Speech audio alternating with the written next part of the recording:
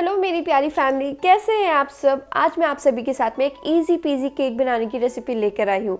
ये एक ऐसी रेसिपी है जिसमें अगर आपसे कोई गलती हो भी जाती है तो भी आपका केक बिल्कुल परफेक्ट बनकर निकलेगा। उम्मीद है आप सभी को ये रेसिपी पसंद आएगी। तो चलिए रेसिपी शुरू करते हैं।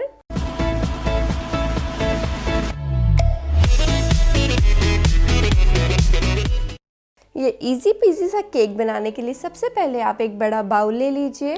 इसमें मैं डाल रही हूँ 1 कप पिसी हुई चीनी। अगर मैं आपको ग्राम से बताऊं तो ये 200 ग्राम पिसी हुई चीनी ली है मैंने। पिसी हुई चीनी ही लेनी है, ग्रैनुलेटेड शुगर नहीं लेनी है आपको। अब इसमें मैं डाल दूंगी 3 अंडे। ये जो एग मैं यूज़ कर रही हूँ ये रूम टेम्परेचर पर होने चाहिए, ठंडे नहीं होने चाहिए। अब एग और चीनी को आपको अच्छी तरीके से फेंट लेना है।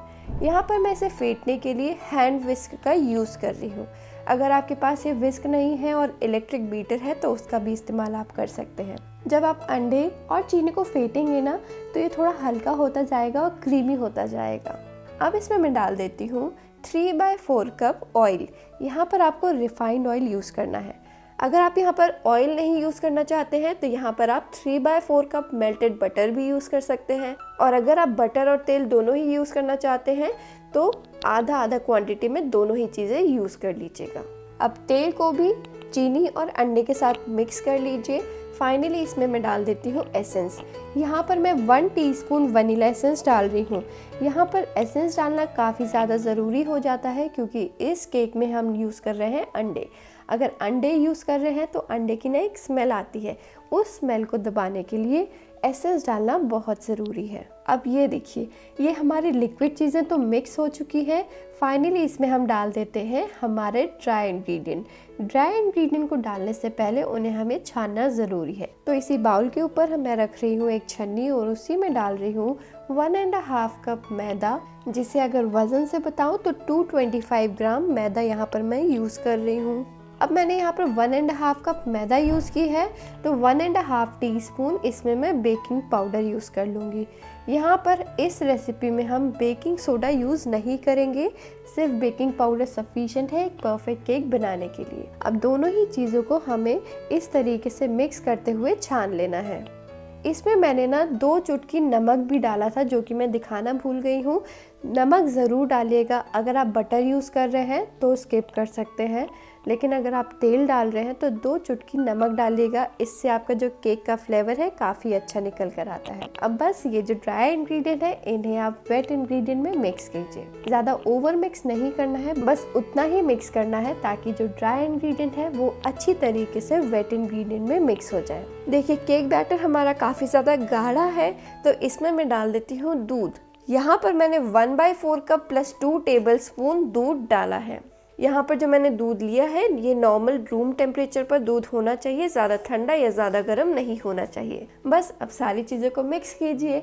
एक ही डायरेक्शन में मिक्स कीजिएगा, दोनों डायरेक्शन में मिक्स करने की गलती बिल्कुल भी मत कीजिएगा। ये देखिए किस तरीके की कंसिस्टेंसी है हमारे बैटर की। क्योंकि ये एग केक है ना तो इसकी जो कंसिस्टेंसी है बैटर की, ना तो ये ज़्यादा गाढ़ी है ना तो ज़्यादा बिल्कुल पतली है।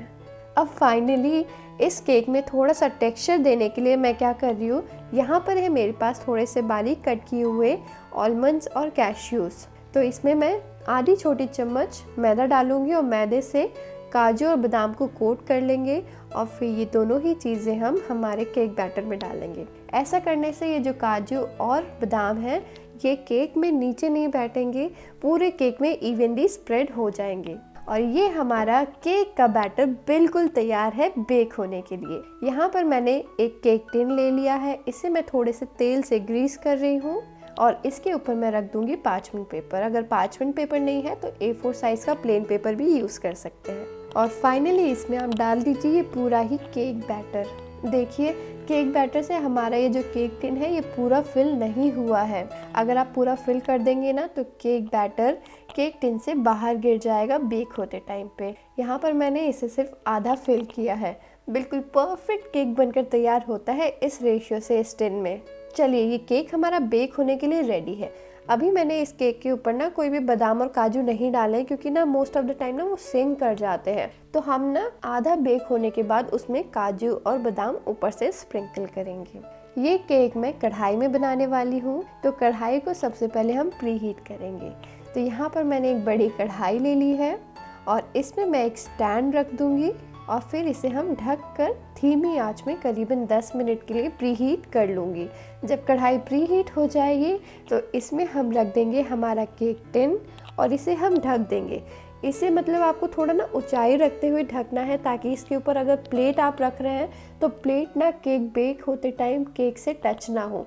अगर वैसा होगा ना तो केक ना आपका दब जाता है मोस्ट ऑफ द टाइम। तो थोड़ा ना पतीला जो बड़ा वाला हो उससे आप ढक दीजिएगा और बस गैस की फ्लेम बिल्कुल धीमी कीजिएगा और धीमी आंच में इसे आपको करीबन 1 घंटा के लिए बेक करना है। जी हाँ, कढ़ाई में थोड़ा सा ज़्यादा टाइम लगता है और ये थोड़ा बड़ा साइज़ का केक है तो थोड़ा ज़्यादा टाइम लगेगा इसे बेक करने के लिए। केक को बेक होते हुए आधा घंटा हो चुका है। देखिए किस तरीके से फूल रहा है ना। बस इसी स्टेज में ऊपर से मैं डाल देती हूँ काजू और बादाम जो कि मैंने कट करके रखे हुए हैं। आप अपने श्रद्धा अनुसार कम या ज़्यादा कर सकते हैं। अगर ये नहीं डालना चाहते काजू और बादाम तो सिंपल आप ऐसे ही सिंपल प्लेन केक भी बना सकते हैं। और इसकी जगह अगर आप कोई और ड्राई फ्रूट्स डालना चाहते हैं, मैं स्पेसिफाई कर रही हूँ ड्राई फ्रूट्स ना कि फ्रूट्स, तो यहाँ पर आप ड्राई फ्रूट्स डाल सकते हैं। इनफैक्ट इसमें आप टूटी फ्रूटी का भी इस्तेमाल कर सकते हैं। बस यहाँ पर आपने ये जो ड्राई फ्रूट्स डाले हैं, डालने के बाद इसे हम वापस से ढक देंगे। ज़्यादा डिले नहीं करने देंगे, इसे ठंडा नहीं होने देंगे और बस इसे हम ढक कर वापस से पका लेंगे। गैस की फ्लेम बिल्कुल धीमी रखिएगा और अगेन इससे आप 40 से 50 मिनट के लिए बेक कर लीजिएगा। अब ये जो टाइम है ये डिपेंड करता है कि कढ़ाई कितनी मोटी है, कितनी पतली है, कितनी बड़ी है, कितनी छोटी है, केक आपका कितना बड़ा है, कितना छोटा है। अगर आप इस साइज़ का केक बना रहे हैं तो आधा घंटे के बाद इसमें आप चाकू डाल के देखिएगा या ऊपर से हल्के से टच करके देखिएगा। अगर आपको वो थोड़ा ज़्यादा गीला गीला फील हो रहा है तो करीबन इसे 10 से 15 मिनट के लिए पका लीजिएगा। और अगर आप देख रहे हैं कि केक अच्छी तरीके से बेक हो गया है, उसमें आप एक टूथपिक डाल के देखिएगा। अगर टूथपिक बिल्कुल क्लीन निकल कर आए मतलब केक बिल्कुल अच्छी तरीके से बेक हो गया है। गैस की फ्लेम कर दीजिएगा बिल्कुल बंद और इसे आप वापस से ढक कर रख दीजिएगा। एकदम से इसे आपको गर्म से बाहर ठंड में नहीं निकालना है। ऐसा करने से ना केक को शॉक लगेगा और फिर केक आपके ख़राब होने के चांसेस होते हैं। और जब केक बिल्कुल ठंडा हो जाएगा उसके बाद हम केक को डीमोल्ड कर लेंगे। पार्चमेंट पेपर लगाने के कारण ना ये बहुत ही ईजिली डीमोल्ड हो जाता है। ये केक हमने कढ़ाई में बनाया है इसलिए ये केक ऊपर से ब्राउन नहीं हुआ है, लेकिन यही केक अगर आप ओवन में बनाएं या कन्वेक्शन मोड में माइक्रोवेव में बनाएंगे तो ये ऊपर से भी ब्राउन होकर निकलता है, जो कि दिखने में काफ़ी सुंदर लगता है। फिलहाल तो ये केक साइड से और नीचे से देखिए कितना परफेक्टली ब्राउन हुआ है ना, बहुत ही सुंदर दिख रहा है और ऊपर से भी बुरा नहीं दिख रहा है, बहुत सुंदर दिख रहा है। ये केक इस क्रिसमस में आप अपने घर वालों के लिए बना के ज़रूर ट्राई कीजिएगा। बहुत ही इजी केक है, गलती होने के चांसेस बिल्कुल भी नहीं है, क्योंकि इस केक पे अगर मैदा थोड़ी कम या ज़्यादा भी हो जाती है तो भी केक परफेक्ट बनेगा। अगर बेकिंग पाउडर भी थोड़ा कम या ज़्यादा हो जाएगा तो भी बिल्कुल परफेक्ट बनेगा, है ना। तो ये देखिए फाइनली हम केक को कट कर लेते हैं। कितना स्पंजी बना है ये केक, अंदर से देखिए इसका टेक्सचर कितना बढ़िया आया है। ये केक दिखने में जितना सुंदर लग रहा है उससे ज़्यादा टेस्टी ये खाने में है। और देख ही सकते हैं कितना स्पंजी केक है। ये केक ज़रूर ट्राई कीजिएगा, मुझे पूरी उम्मीद है आप सभी को बहुत पसंद आएगा। और अगर पसंद आया है तो प्लीज़ अपने फैमिली एंड फ्रेंड सर्कल में शेयर ज़रूर कीजिएगा। चलिए मिलते हैं नेक्स्ट रेसिपी के साथ में, तब तक के लिए टेक केयर, बाय बाय।